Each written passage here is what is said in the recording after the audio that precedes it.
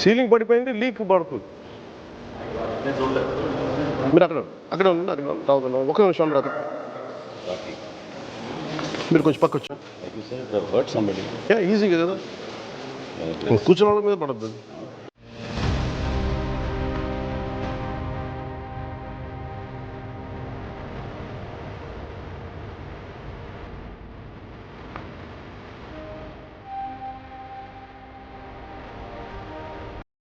Cost initial అనుకుందంత ఎంత over run అయ్యారు మీరు?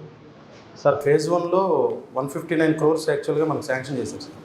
ఫేజ్ 1లో ఓన్లీ మనం గ్రౌండ్ లెవెలింగ్, ఎగ్జిస్టింగ్ బిల్డింగ్స్ ఉన్నాయి సార్, హరిత బిల్డింగ్స్, అవి dismantling, ground leveling, slope protection మొత్తం కలిపి 159.31 crores సార్.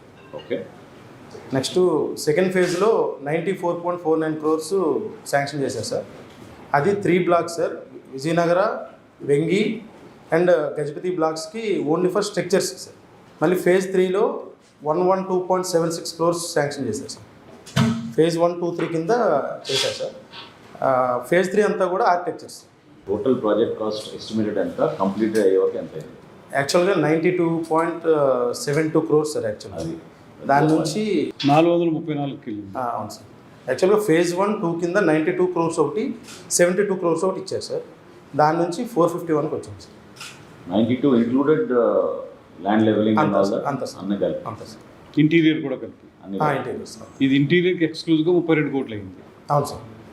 397 + 32 టోటల్ 430. అంటే సార్ ఫర్నిచర్కి separate GO sir, interiors furnishings కూడా సెపరేట్ జీవో సార్. ఇప్పుడు ఈ మిగతా ఫెసిలిటీస్, పవర్ కానివ్వండి, వాటర్ కానివ్వండి, అవన్నీ ఏంటి, శానిటేషన్ కానివ్వండి, ఎట్లా దాన్ని బిల్డప్ చేశారు ఇక్కడ? మీకు ట్రాన్స్ఫార్మర్ డైరెక్ట్గా తీసుకొచ్చి సబ్స్టేషన్స్ పెట్టేసి సబ్స్టేషన్ అది సెపరేట్ జీవో ఉంది సార్. 13 crores సెపరేట్ సంబంధం లేదు? లేదు సార్. అది 13 కోట్లు. 13.5 crores సార్. ఎంతండి? 13.5 crores. 13.5. ఓకే. ఇది వాటర్ అనేది జీవీఎంసీ నుంచి వాటర్ సప్లై సెపరేట్ జీవో ఉంది సార్. దానికి మరి ఎంత separate pipe line? 1 crore. 92.72 crores initial sanction చేసి ముందుకెళ్దాల్సిన ప్రాజెక్టు చివరికి 453 కోట్లకి తీసుకెళ్లారు sir. Total land area here 69 acres, of which they have used 9.88 acres. అదే కాస్ట్ ఓవర్ రన్ ఎంత ఎక్కువ? ఇది ఎవరు కన్స్ట్రక్ట్ చేశారండి? ఇది డిఈసి అంటే అదేమి టెండర్లో ఫైనల్ చేశారా ఆ ఏజెన్సీని? ఇది 450 కోట్లు పెట్టాం. కనీసం చిన్నగా ఆలోచించద్దు. 453 కోట్లు కనీసం మనం బ్యాంకు రుణం మనం చేద్దాం అనుకున్నా కానీ అంత చిన్నగా ఆలోచించదు. ఒక ప్రైవేటు వ్యక్తి ఎలా దీని మీద 453 కోట్లు ఒక ప్రైవేట్ వ్యక్తి పెట్టుబడి పెడితే దాని మీద ఎంత ఆదాయం తీస్తాడో అలాంటి ఆదాయ మార్గాన్ని ఎతకారు. అది నా ఫస్ట్ థాట్. దానితోడు ఇది గవర్నమెంట్ ప్రాపర్టీగానే ఉన్నాం. విష్ రిమైన్ అది టూరిజంకి ఆదాయం కాదు. టూరిజం పెరగాలని టూరిజం దగ్గర ఇప్పుడు మనోహర్ గారు క్లీన్ చేయించండి అంటే నా దగ్గర ఫండ్స్ లేవన్నా అంటే మనోహర్ గారు చెప్పిందంటే మీకు ఏం లేదు, ముందు call for a contract, first దీన్ని ప్రైమరీ క్లీన్ చేయించాలి. ఫస్ట్ క్లీన్ చేయించడంతో పాటు మనం కూర్చోబెట్టి దీన్ని ఇన్కమ్ జనరేటింగ్గా కావాలి. ఇన్కమ్ జనరేటింగ్ సింపుల్ ఏంటంటే ఇది డెస్టినేషన్ వెడ్డింగ్ లేదంటే ఈ మైస్ ఈవెంట్స్కి సిటీ ఇట్ సెల్ఫ్ ఈజ్ అందరు రావడానికి ఉంది కాబట్టి ఈ మన మీటింగ్స్ను ఈ మీటింగ్స్ మైస్ అంటే meetings, incentives, conferences and exhibition. ఇది వైజాగ్ అలాంటి సిటీ కాబట్టి దీన్ని ఒక మోడల్గా చేద్దాం ఈ కాంప్లెక్స్ని. This should be our proposal. So మీరు దీన్ని how to take it forward మీరు ఒకసారి ఒక రెజల్యూషన్లో మీరు చెప్తే.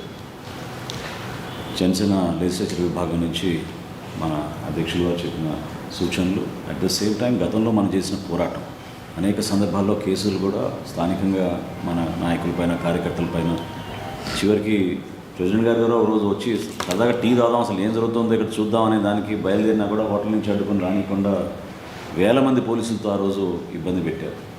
సో ఈరోజు మనందరం కూడా ప్రభుత్వంలో ఉండి ఆయన సారథ్యంలో ఈ విధంగా కూర్చుని మనం ఇదే విషయఖండలో మనం మాట్లాడుకోగలుగుతున్నాం. అయితే మనం ఖచ్చితంగా ప్రొటెక్ట్ చేయాలి, ఇది మన బాధ్యత. స్టేట్ యాసెట్ ఇది. అందులో టూరిజం శాఖలో టూరిజం డెవలప్మెంట్ కోసం ఏర్పాటు చేసిన ఈ వ్యవస్థని తప్పకుండా మనం అందరం కూడా కలిసికట్టుగా దీన్ని ముందుకు తీసుకెళ్దాం. రాబోయే క్యాబినెట్ సమావేశంలో దుర్గేష్ గారు మీరు కూడా ముఖ్యమంత్రి గారితో దృష్టికి తీసుకెళ్ళి నోట్ ప్రవేశపెడితే ఇమ్మీడియట్గా ఏదో ఒక నిర్ణయం తీసుకుని ముందుగా అసలు నా అభిప్రాయం అయితే ఫస్ట్ హౌస్ కీపింగ్ మీరు చేయించాలి, ఎందుకంటే బాగా చెడిపోయింది. ప్రెసిడెంట్ గారు కూడా 2-3 చూపించారు ఎక్కడైతే కూలిపోయినాయో, అది హ్యూమన్ లైఫ్ కూడా ప్రమాదం అయింది అందులో. సో ఆ రిపేర్స్ అవన్నీ ఇమీడియట్గా టేకప్ చేసి క్వాలిటీ అష్యూరెన్స్, సేఫ్టీ ఆడిట్ ఇవన్నీ చేయాలి. చాలా చక్కటి పాయింట్ అన్నారు ప్రెసిడెంట్ గారు. డిసెంబర్ టైం కల్లా టూరిజం ఎక్కువ పెరుగుతుంది, ఇంటర్నేషనల్ టూరిజం కూడా పెరుగుతుంది. సో ఆ టైంకి మనం సిద్ధం చేసుకుంటే ఇది ఒక డెస్టినేషన్ ప్లేస్గా మనం ఈ మైస్ ఈవెంట్స్కి, వెడ్డింగ్స్కి, వీటికి జాగ్రత్తగా ప్లాన్ చేయొచ్చు. మనందరం ఈ రోజున మనం దీని గురించి మనం విజిట్ చేసిన సందర్భంలో ఒక తీర్మానంతో ఇంకా మెరుగైన వసతులు కల్పించి రాష్ట్రానికి పెట్టుబడులు తీసుకొచ్చే ప్రయత్నం ముఖ్యమంత్రి గారు చేస్తున్నారు. వైజాగ్ని ఒక అద్భుతమైన డెస్టినేషన్గా మార్చగలిగే అవకాశం దీని ద్వారా కూడా మనం తీసుకెళ్ళచ్చు. So we'll all make a resolution to take this forward. We'll request the tourism minister to move the proposal in the government and immediately take the necessary steps under the guidance of our Deputy Chief Minister and CM Garu.